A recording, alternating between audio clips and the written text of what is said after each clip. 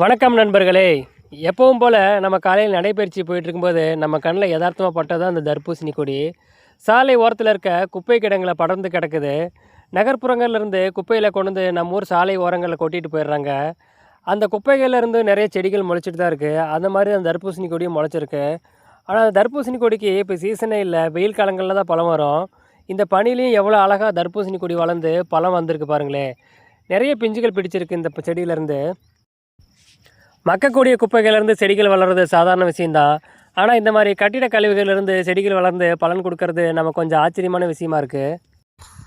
நம்ம வீட்டு தோட்டங்களில் செடிகள் நட்டுட்டு காய் வரல, பூ பிடிக்கல அப்படின்னு பேசிகிட்டு இருக்கோம். ஆனால் எந்த ஒரு கவனிப்புமே இல்லாமல் தானாக விழுந்த விதையிலேருந்து எவ்வளோ அழகாக செடி படர்ந்து நிறைய பிஞ்சுகள் வந்திருக்கு பாருங்களே. அந்த பூக்களும் பிஞ்சுகளும் அப்படியே நைட்டு முழுக்க பெஞ்ச பனியில் நனைஞ்சு பார்க்கவே அழகாக இருக்குது. அந்த பூக்கள் மீது அப்படியே பனி படர்ந்துருக்கு பாருங்களே.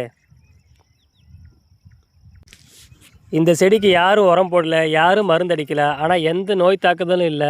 செடி எப்படி படர்ந்து எவ்வளோ அழகாக பிஞ்சுகள் பிடிச்சிருக்குன்னு பாருங்களேன். நிறைய பிஞ்சுகள் இருக்குது.